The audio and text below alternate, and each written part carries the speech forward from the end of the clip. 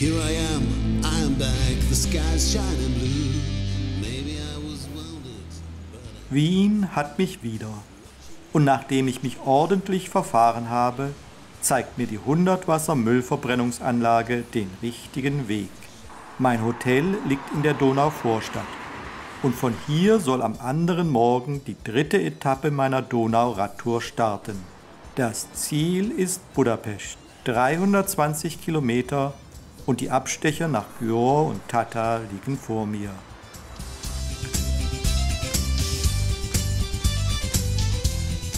Ich beginne die Ausfahrt von Wien standesgemäß im Prater. Würstelbuden und Riesenrad sind bemerkenswert hässlich.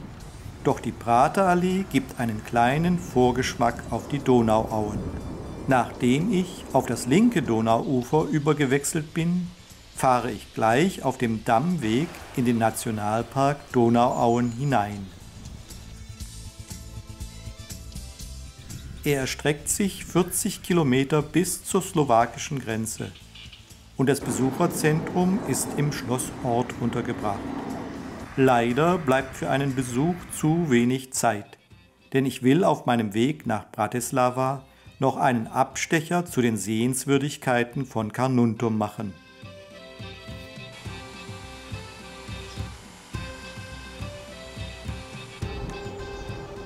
Um Carnuntum zu besuchen, wechsle ich bei Altenburg wieder auf das rechte Donauufer über.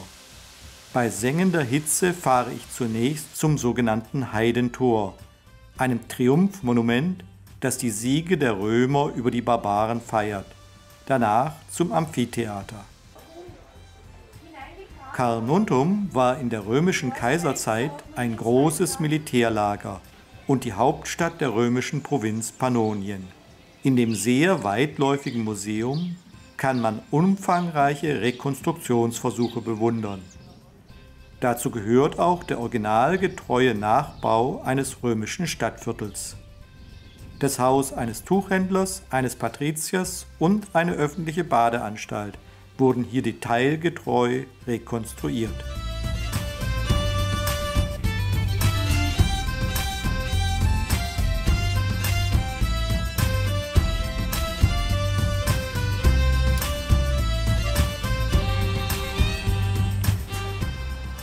Von Carnuntum radle ich auf dem rechten Donauufer nach Hainburg, der letzten österreichischen Stadt vor der Grenze zur Slowakei.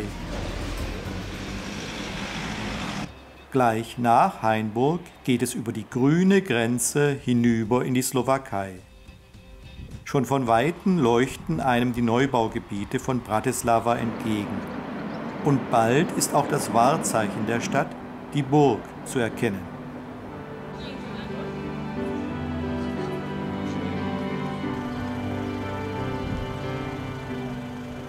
Nachdem ich mein Hotel gefunden habe, begebe ich mich auf einen ausgedehnten Altstadtbummel. Der schöne Sommerabend und die mediterrane Atmosphäre, es sind viele spanische Touristen unterwegs, lassen den Tag gut ausklingen.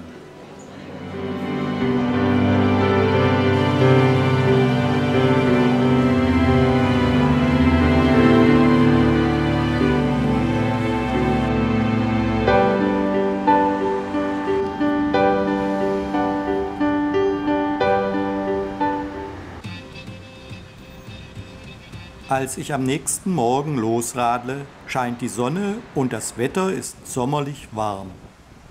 Ich habe mich für die Variante des rechten Donauufers entschieden, da sie etwas kürzer ist.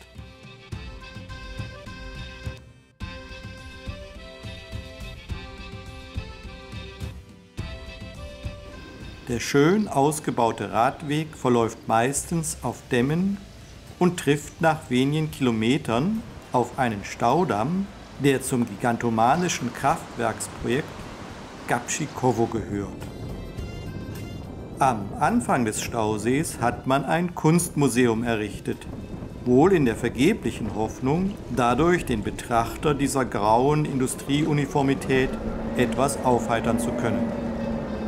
Kaum bin ich aber auf dem Dammweg, beginnt das Wetter umzuschlagen. Der Wind wird kräftiger Zum Glück stärkt er mir den Rücken und treibt mich voran. Aber leider werden auch die Wolken immer dichter. Dann beginnt, vor mir liegen 25 Kilometer Dammweg und sonst nichts, ein heftiger Regen. Wenn er mir nicht in den Rücken klatschen würde, wäre ich wohl umgekehrt. So kneife ich die Augen zusammen, versuche durch die geflutete Brille noch etwas zu erkennen und hoffe, dass es irgendwann besser wird. Die Besserung lässt freilich auf sich warten. Beim Hauptstauwerk von Gabčíkovo wechsle ich noch einmal auf die slowakische Seite und sitze an einer Bushaltestelle einen weiteren kräftigen Regenguss aus. Dann geht es wieder zurück auf das rechte Donauufer und hinein nach Ungarn. Hier mache ich erste, unerfreuliche Erfahrungen mit dem ungarischen Typ des Donauradwegs. Er ist eine schnell und vielbefahrene Bundesstraße. Zum Glück lotst mich mein Radführer bald wieder auf ruhigere Nebenstraßen. Zum Ausgleich für diese Mühen empfängt mich Győr in strahlendem Sonnenschein. Die barocke Altstadt ist eine große Fußgängerzone und strahlt einen ungewöhnlichen Wohlstand aus.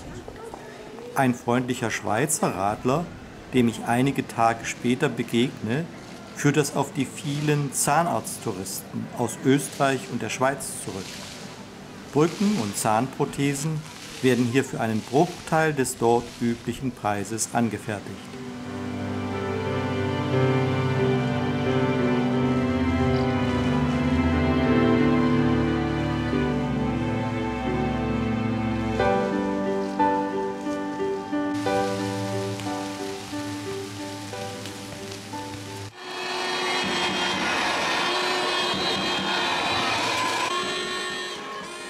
Am anderen Morgen verlasse ich Győr inmitten eines Freudenfestes, das Jugendliche vor dem Rathaus veranstalten.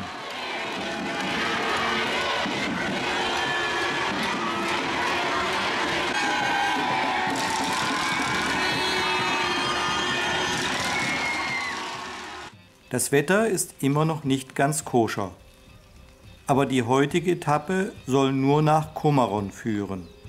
Und dorthin sind es nur etwa 50 Kilometer. Es geht dabei durch die kleine ungarische Tiefebene, die von Straßendörfern und Schweinezucht dominiert wird. Das sind nun nicht die besten Voraussetzungen für eine interessante Etappe. Dafür ist auf den kleinen Nebenstraßen aber auch kaum jemand unterwegs. Bevor ich wieder auf den eigentlichen Donauradweg stoße, passiere ich das Nationalgestüt Babolna. In Komárom beziehe ich Quartier in einem der traditionellen Hotels mit angeschlossenem Thermalbad.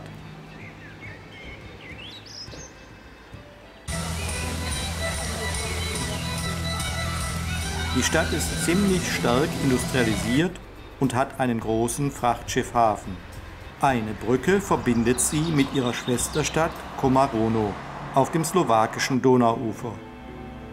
Komárom wirkt zwar von der Donaubrücke auch wie eine Industrieansiedlung, die wenig zu bieten hat, es weist aber eine sehenswerte Besonderheit auf: den Europaplatz am Rande der kleinen Altstadt. Hier wurden 45 Gebäude errichtet, von denen jedes durch seinen Baustil ein europäisches Land widerspiegeln soll. Manches mag ein wenig kitschig wirken, aber das schöne Café und die warme Abendsonne lassen einen problemlos darüber hinwegsehen.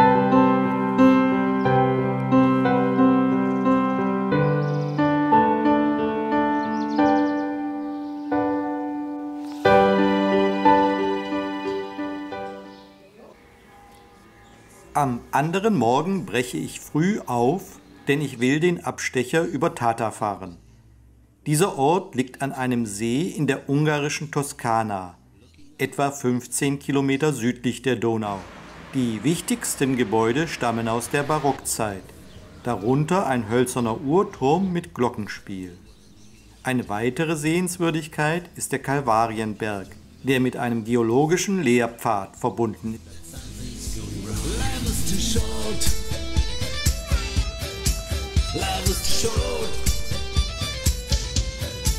Life is too short.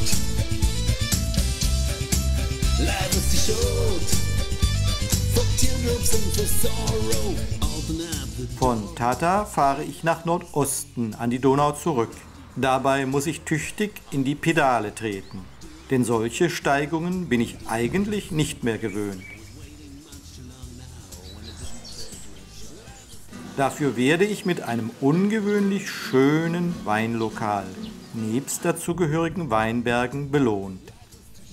Es gehört der bekannten Weinkellerei Hilltop, einem sehr modernen Weingut, das 1991 gegründet wurde.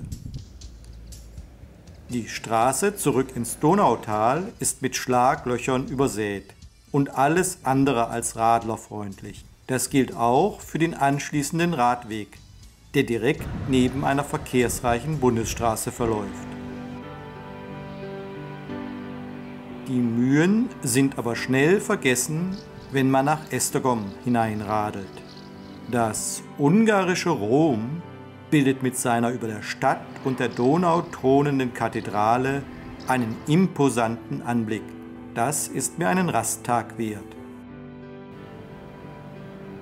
Esztergom war im Mittelalter die Hauptstadt Ungarns. Aus dieser Zeit ist aber, wegen der langen Osmanenherrschaft, fast nichts erhalten. Die Grundsteinlegung für die heutige Kathedrale fand 1822 statt. Fast 50 Jahre wurde an der Basilika gebaut, bis sie dann am 31. August 1856 zu den Klängen der Graner Messe von Franz Liszt endlich eingeweiht werden konnte.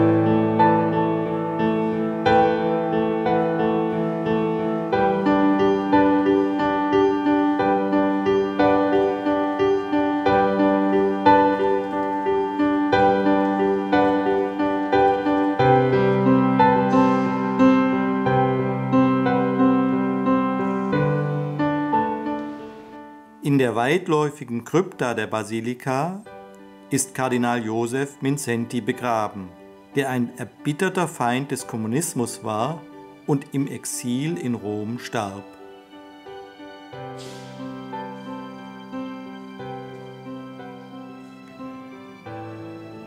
Die Kuppel der Kathedrale kann erklommen werden.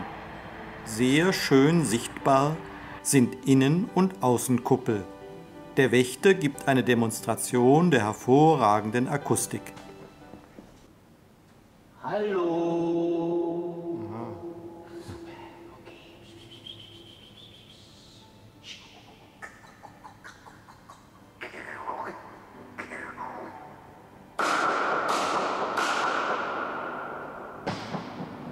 Der Blick von der Laterne ist überwältigend. Die einzige Donaubrücke, die hier den Fluss zum slowakischen Ufer hin überspannt, wurde von den Deutschen am Ende des Zweiten Weltkriegs gesprengt. Erst im Jahr 2000 wurde mit dem Wiederaufbau begonnen, der 2001 abgeschlossen wurde.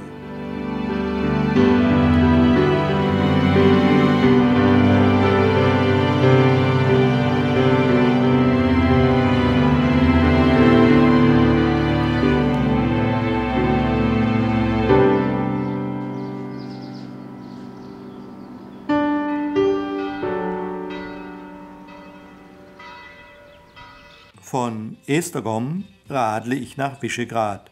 Der Name bedeutet übersetzt so viel wie die hohe Festung.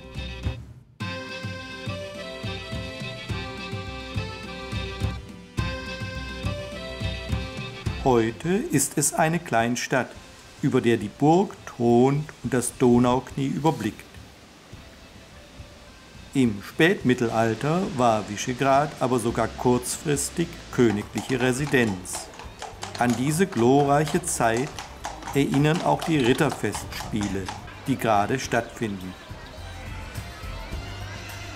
Da ich schon am frühen Nachmittag angekommen bin, mache ich mich trotz des stürmischen Wetters auf zur oberen Burg. Allerdings zu Fuß und nicht per Rad, denn dazu bläst der Wind doch zu heftig. Diese Burg wurde von König Bela IV. In der Mitte des 13. Jahrhunderts erbaut. Sie war früher durch eine lange Mauer mit der unteren Burg verbunden. Im Spätmittelalter wurde hier eine Zeit lang die Königskrone von Ungarn aufbewahrt. Heute dient sie als anschauliches Museum über die mittelalterliche Zeit und als wunderbarer Aussichtspunkt über das Donauknie. Hier schneidet sich der Strom in einem fast rechtwinkligen Knick durch das Visegrader Gebirge und fließt geradewegs nach Süden. Manche Wissenschaftler gehen von einem epigenetischen Durchbruchstal aus, doch das ist umstritten.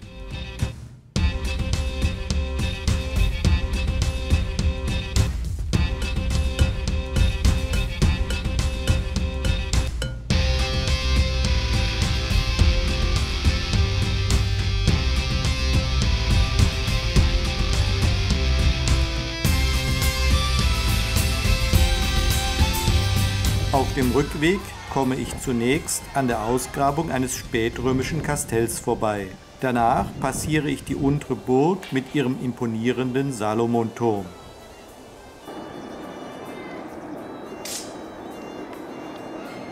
Am Ufer der Donau wandere ich zurück zu meinem Hotel, das einem Donauschwaben gehört.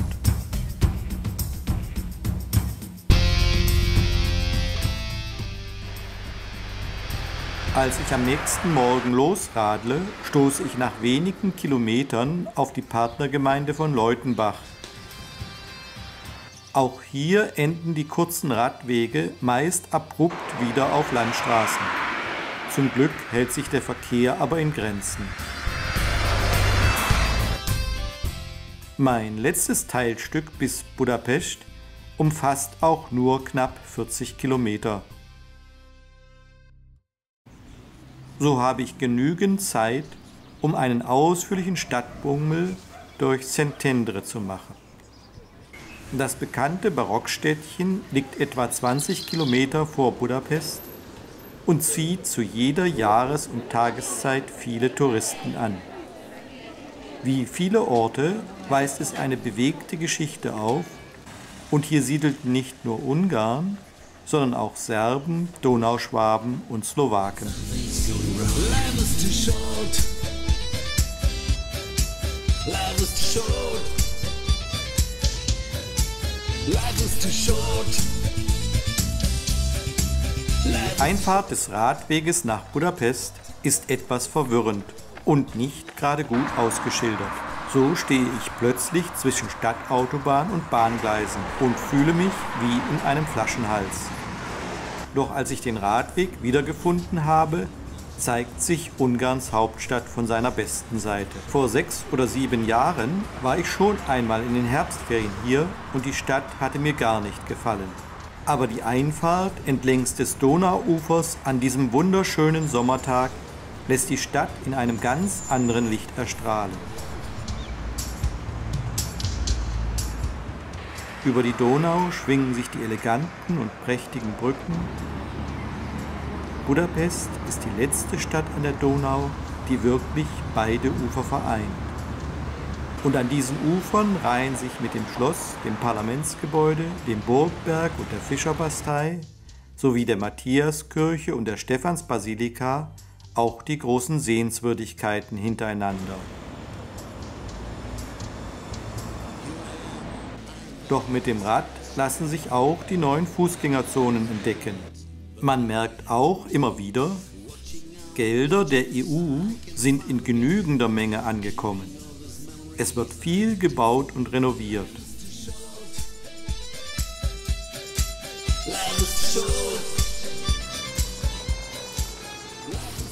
Umso bedauerlicher ist es, dass es Ungarn nicht geschafft hat, seinen Teil des Donauradwegs auch nur im entferntesten auf österreichisches oder slowakisches Niveau zu bringen. Hier hat man 20 Jahre ungenutzt verschlafen und es beim Aufstellen neuer Wegweiser belassen. Dadurch lassen sich vielleicht EU-Bürokraten, aber nicht Radtouristen, insbesondere mit Kindern, täuschen. Die Union sollte Ungarn nicht einen einzigen Cent mehr für touristische Strukturverbesserungen an der Donau bewilligen, solange sich das nicht endlich ändert.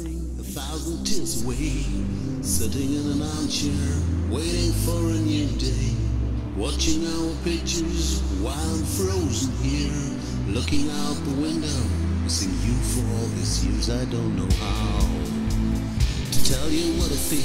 I don't know how to tell you what I need. I don't know how, but the world keeps turning on, and I do see that something's going wrong. Life is too short. Life is too short. Life is too short.